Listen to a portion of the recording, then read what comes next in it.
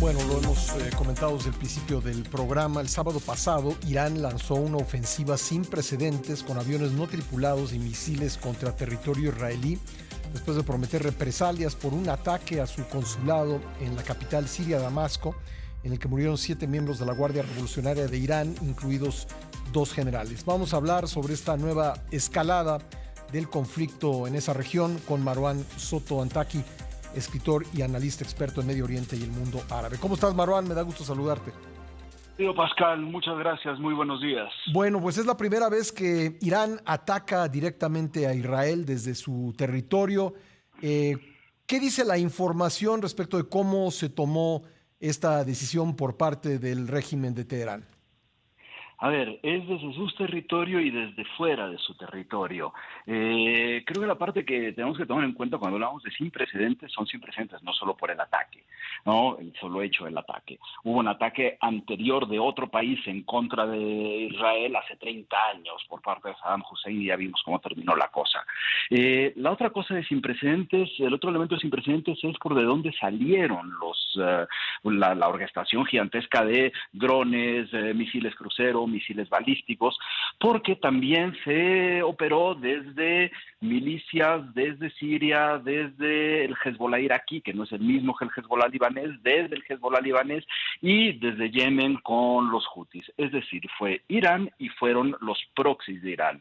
Estos son los agentes paralelos financiados y entrenados y armados por Irán, que les ha permitido tener una estrategia de expansión regional que termina por ser muy preocupante, ¿no?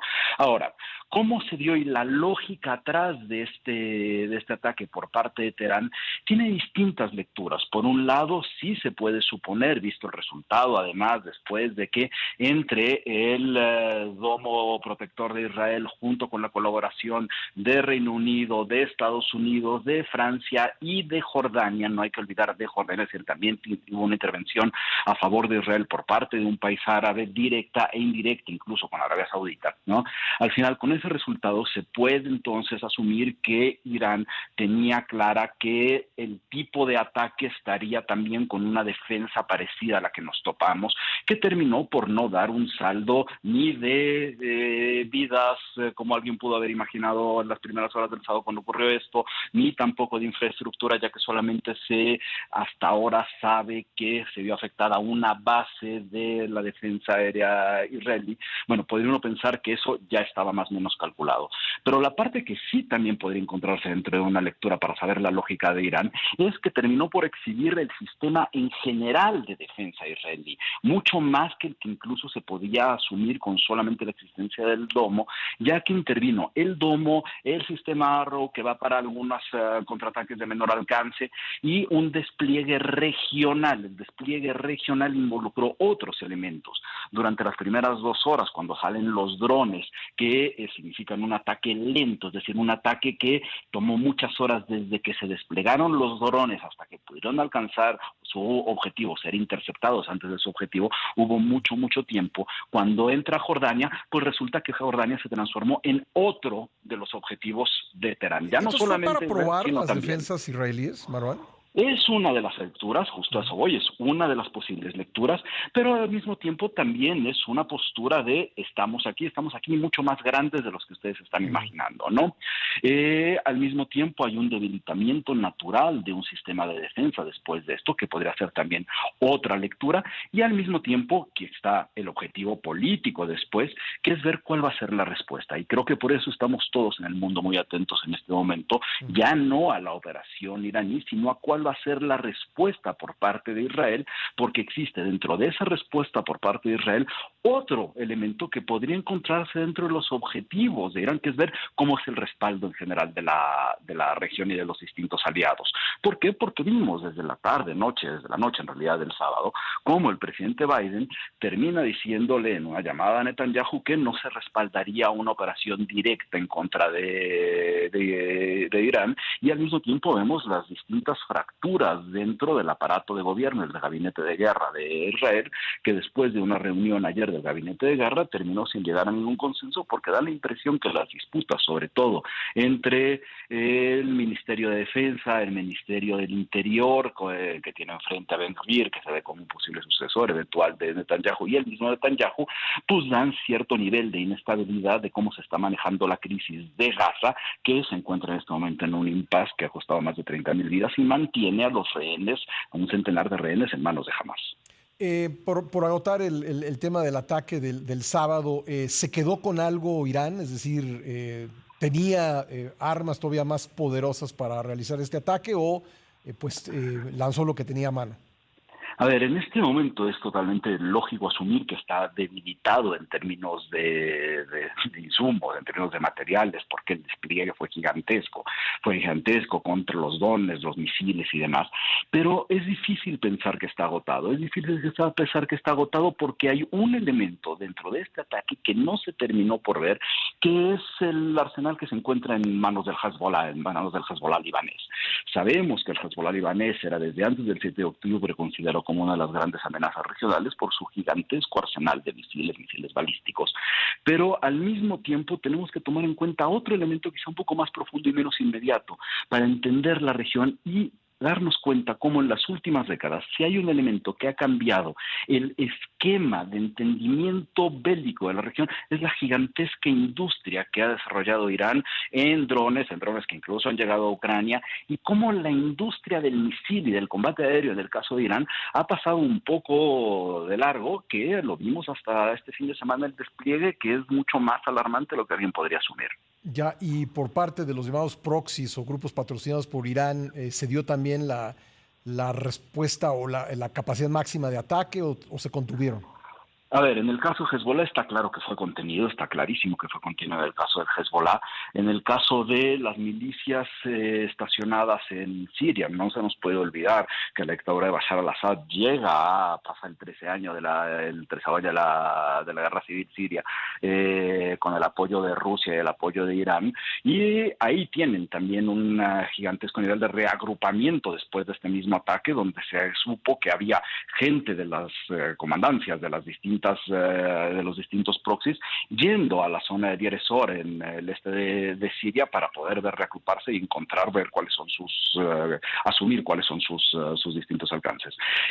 Salvo el caso del Hezbollah, posiblemente los demás sí hayan empleado gran parte de su material, pero en el caso del Hezbollah definitivamente no. Bueno, ¿qué efectos tendrá lo ocurrido el fin de semana, el ataque iraní y la probable respuesta o la intención de respuesta de Israel sobre el conflicto con Hamas? A ver, aquí hay un punto que creo que es lo que más nos tendría que alertar. Gaza, tomando en el conjunto lo que implica todo Gaza, es Hamas, es la población palestina, es los rehenes, es una operación que a todas luces ha significado, y eso es imposible cuestionar, la verdad, ha significado un costo humano de destrucción y de posibilidades políticas aterrador, ¿no? Está en un impasse donde ni siquiera el mismo gabinete de guerra israelí sabe qué hacer, y que tiene sumergida a la población gazatí en la hambre, en la crisis humanitaria, en la incapacidad de responder, y nos ha acortado el margen de maniobrabilidad. Quizá la parte más importante de todo esto, tanto en relación a Irán e Israel como hacia Gaza, obviamente hacia Hamas, es que se ha estado acortando el margen de maniobrabilidad. ¿Qué quiere decir? Que cada vez hay menos posibilidades de resolver algo y que la posibilidad al mismo tiempo que las cosas se salgan de control cada vez es más grande. Creo que todavía lo que ha ocurrido este fin de semana está dentro de los estándares manejables en cuanto a Irán e Israel. Solamente que sí se acortó ese margen de maniobra, y ese margen de maniobra que se va acortando es lo que termina por preocupar, porque después puede desencadenar algún otro tipo de evento. Ya hubo algunos otros instantes a lo largo de esta historia de un conflicto eterno, donde daba la impresión de que, ya sucedió esto y no va a pasar más, solamente que al mismo tiempo, mientras daba la impresión que el gran evento se iba mermando, se iban reagrupando las fuerzas hasta que de repente se ve que hay, por ejemplo, un caso de un Hamas con una operación de ataque que se había subestimado totalmente, y esto mismo podría ocurrir en esta ocasión. Internamente, Marwan, para el gobierno de Netanyahu, los hechos de las últimas horas pues lo fortalecen ante las críticas o lo debilitan aún más. A ver, se hace complicado eso. Por un lado, sí es cierto que le puede dar un poco de gasolina, da un poco de empuje al gobierno, a Netanyahu, no al gobierno de Netanyahu, a Netanyahu le puede dar un poco de alivio. Llevaba ya una luz de críticas no solamente al interior, sino al exterior del país por el manejo de Gaza. Daba la impresión que si bien existe un cierto aire, las disputas al interior son cada vez más grandes. Las fracturas entre Ben Gvir y el Ministerio de Defensa con el mismo Netanyahu da la sensación que tenemos en este momento que hablar de un gobierno que tiene tres distintas entidades de gobierno. No se nos puede olvidar que después de que Estados Unidos se abstiene en la última resolución del Consejo de Seguridad que permite que pase ya lo que había limitado con su veto, resulta que Netanyahu avisa de una cancelación de una visita de trabajo mientras tenía gente trabajando en Washington. Entonces da la sensación de que hay un gobierno con cabezas distintas que no se está comunicando entre ellos y eso al final termina fracturándolo. Mientras tanto, lo que sí podemos en este momento tener claro es que si bien le dio un poco de respiro el fin de semana políticamente a Netanyahu, hay solo dos entidades, dos entes que estuvieron un poco con una sonrisa, ya tanto Netanyahu como Jamenei en Irán. Bueno, y hablando justamente de Jamenei, ¿esto fortalece el régimen teocrático iraní o lo debilita?